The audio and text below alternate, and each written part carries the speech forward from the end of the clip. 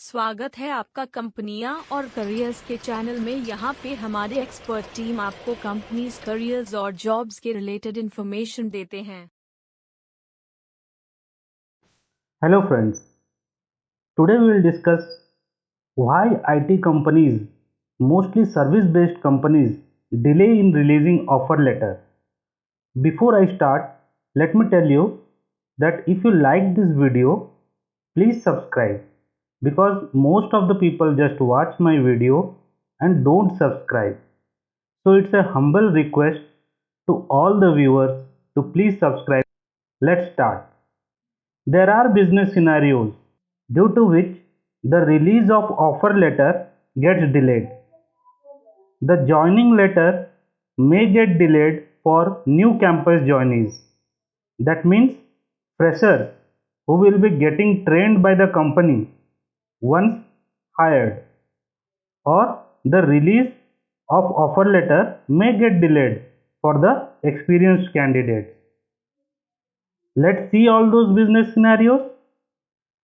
तो इसमें हम बेसिकली जानेंगे कि क्यों जो न्यू कैंपस जॉइनीज और फ्रेशर्स होते हैं उनके जॉइनिंग लेटर में क्यों डिले होती है, और जो एक्सपीरियंस कैंडिडेट होते हैं उनके भी ऑफर लेटर रिलीज होने में क्यों डिले होता है। तो ये सारे बिजनेस सिनेरियोज हम स्टडी करेंगे। To discuss the scenario that why there is a delay in release of joining letter for new campus joinees और freshers, you must understand previous business scenarios which I will discuss in the beginning.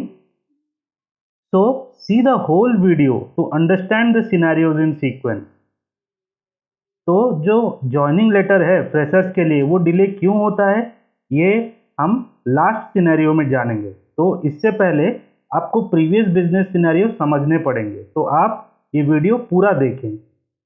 पहला scenario, scenario 1 for experienced candidates. Majorly, when you give second or third round of technical interview, most of the members of the project in which you are going to be placed or allocated takes your interview, correct? But here companies project members also takes interview of few other candidates for the same project in which you were also interviewed. तो आपका जो second और third round का technical interview होता है तो उसमें जो प्रोजेक्ट मेंबर रहते हैं वो आपका भी इंटरव्यू लेते हैं, बाकी कैंडिडेट्स का भी वो इंटरव्यू लेके रखते हैं सेम प्रोजेक्ट के लिए। Now what if project manager of that project find other candidate more suitable than you? It may be the other candidate has more skills और the other candidate suits the budget of the project, or the other candidate is an immediate joiner who can join early with short notice period in that project, where client needs a resource on urgent basis. Means suppose your notice period is 90 days, let's say, and the other candidate has notice period of 30 days, then the other candidate will be preferred if client is not ready to wait for resource of 90 days notice period. तो अगर आपका notice period ज़्यादा होता है तो immediate joining को prefer करते हैं। नोटिस पीरियड आपको पता रहेगा क्या होता है कंपनी में। जैसे ही आप अपना सेपरेशन रिक्वेस्ट डालते हैं कंपनी में, जैसे ही आप अपना पेपर डालते हैं तो उस दिन से कुछ पीरियड तक आपको कंपनी में रहना पड़ता है। वो 30 डेज भी हो सकता है, 60 डेज भी हो सकता है, या 90 डेज भी हो सकता है। तो वो आपका नोटिस पीरियड होता है। Here your offer letter release gets delayed because HR team keeps on checking similar skills requirement in any other project, and when HR team finds any similar requirement then they contact you with the formal offer letter. तो आपके लिए वो दूसरे requirement ढूंढते हैं। जैसे ही दूसरा requirement आ जाता है कंपनी में वो आपको कॉल करते हैं। If company hires you for your skill and there is no vacancy in any project, they will keep you in bench for few days और let's say 1 month, and once there is requirement of your skill set और domain in any project, at your base location where you are hired. They will allocate you in that project, and if there is any openings in other location, they will inform you about the project. If you wish, you can relocate, for which company will pay you the relocation amount. तो आपके base location में अगर वो requirement ढूंढते हैं और आपको बताते हैं कि ये प्रोजेक्ट है, आपको उधर एलोकेट कर देते हैं। नहीं तो अगर प्रोजेक्ट नहीं होता है आपके बेस लोकेशन में, आपको दूसरे लोकेशन में ट्रांसफ़र होने के लिए बोलते हैं, जिसके लिए वो आपको रिलोकेशन का एक अच्छा खासा पे भी करते हैं। Second scenario, suppose there is a new project deal with the existing client और may be a new client. एक नई प्रोजेक्ट डील आई है, एग्जिस्टिंग क्लाइंट भी हो सकता है या कोई दूसरा नया क्लाइंट भी हो सकता है। Here the dealing process between the company and the client take few month. कुछ टाइम पीरियड लेते हैं वो डीलिंग प्रोसेस में। So there is a delay in release of offer letter because deal is not finalised yet. Once the deal finalization gets closer, the release of your offer letter gets closer. Due to this, sometimes there is a delay in release of offer letter for freshers as well as for experienced candidates. तो जो dealing process होता है वो थोड़ा सा time लेता है, जिसके वजह से डिले होता है। ये एक सिनेरियो है।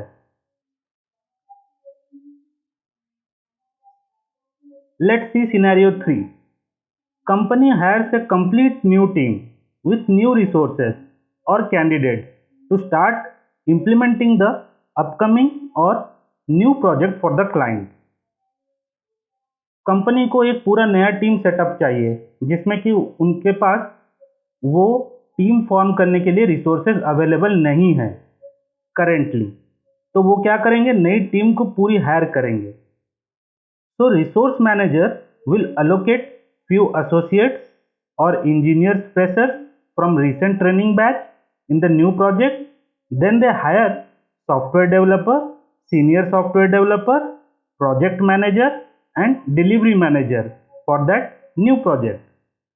They hire candidates for all these roles and put them in that new project.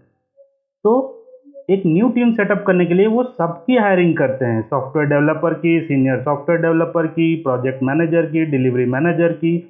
जो ट्रेनिंग बैच में न्यू एसोसिएट्स रहते हैं, फ्रेशर्स रहते हैं, उनको वो लाके उस टीम में डालते हैं, एक नई टीम वो फॉर्म करते हैं। So as hiring of all these roles are happening at the same time, there is a bit of delay in release of offer letter as background verification, salary discussion with HR, submission and verification of all required documents, etc. are happening for all candidates at the same time. It takes some time to release the offer letter.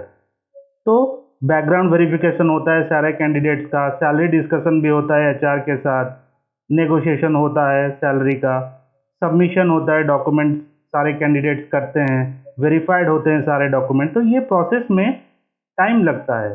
तो ये सारे जो process हैं वो एक साथ हो रहे हैं, इसलिए थोड़ा सा डिले होता है ऑफर लेटर रिलीज करने में।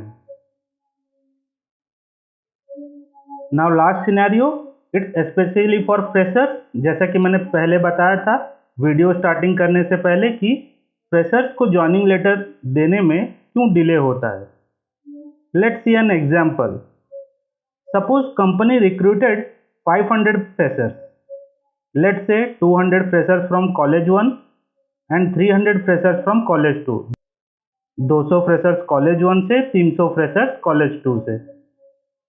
Now it's not possible for a company to give the joining letter to all 500 freshers from both these colleges.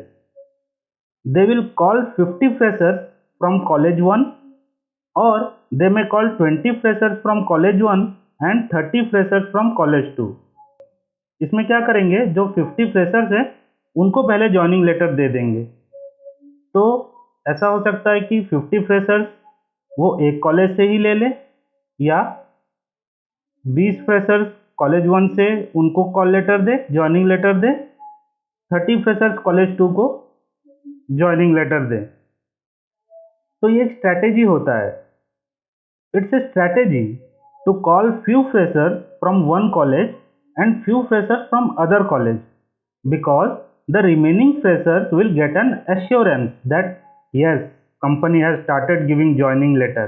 तो क्या होता है कि अगर कुछ फ्रेशर्स को कॉलेज 1 में जॉइनिंग लेटर देते हैं और कुछ फ्रेशर्स को कॉलेज 2 में जॉइनिंग लेटर देते हैं, तो बाकी जो फ्रेशर्स हैं उनको एक आश्वासन आ जाता है कि हाँ, अभी जॉइनिंग लेटर कंपनी दे रही है, तो हमारा भी जॉइनिंग लेटर आ जाएगा. Then company will train those 50 freshers. तो वो 50 फ्रेशर्स की ट्रेनिंग करते हैं जो पहले वो जॉइनिंग लेटर में बुलाते हैं, and place them in the project. उनको प्रोजेक्ट में फिर प्लेस करते हैं. Initially sometimes after getting trained those 50 freshers act as a shadow resource और backup resource in a project. तो शुरुआत में उनको शैडो रिसोर्स या बैकअप रिसोर्स के तौर से, जैसे ही उनकी ट्रेनिंग खत्म होती है, उनको जब प्रोजेक्ट में प्लेस किया जाता है तो ये रोल पे रखा जाता है एज ए शैडो रिसोर्स और बैकअप रिसोर्स. इसमें वो क्या करते हैं? They will assist the existing resource or member in the project. जो भी एग्जिस्टिंग रिसोर्स काम कर रहे हैं, पहले से मेंबर हैं प्रोजेक्ट में, वो काम कर रहे हैं, उनको वो असिस्ट करते हैं. In case the existing resource or member is not available or leave the company, then the trained fresher get the chance to work in that project. तो वो जो ट्रेनिंग किए हुए फ्रेशर आते हैं उनको फिर चांस मिलता है जब वो रिसोर्स अवेलेबल नहीं होते हैं काम करने के लिए, या वो कंपनी छोड़ के चले जाते हैं. And if that fresher suits that project, तो उनको उस हिसाब से काम दिया जाता है. अभी जो बाकी के फ्रेशर्स हैं जिनको जॉइनिंग लेटर नहीं दी गई है, उनका वो क्या करते हैं? The remaining recruited freshers gets the call in the second or third or consecutive phase based upon the requirement of placing the freshers after getting trained in other projects. तो इसमें वो क्या करते हैं? इन कंसेक्यूटिव फेजेस वो धीरे धीरे call letter freshers को देते हैं. उसके बाद उनकी ट्रेनिंग होती है, फिर वो दूसरे प्रोजेक्ट्स में प्लेस किए जाते हैं. तो it's purely A business call. तो ये एक बिजनेस कॉल होता है. वो हर चीज़ स्टडी करके आपको जॉइनिंग लेटर देते हैं. Hence, there is a delay in release of joining letter to freshers. Also, the joining letter for freshers might get delayed for the case that I have discussed in scenario 2. Scenario 2 में जो मैंने कहा कि एक नई project deal होती है client और कंपनी के बीच में, तो उसमें थोड़ा सा डीलिंग प्रोसेस में टाइम जाता है. उस वजह से भी फ्रेशर्स को जो कॉल लेटर है वो थोड़ा सा डिले होता है. Hope it cleared all your queries regarding the delay of offer letter or joining letter.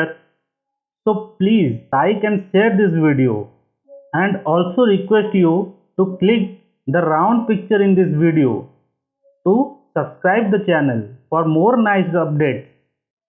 You can comment your queries in the comment section. Thanks for watching.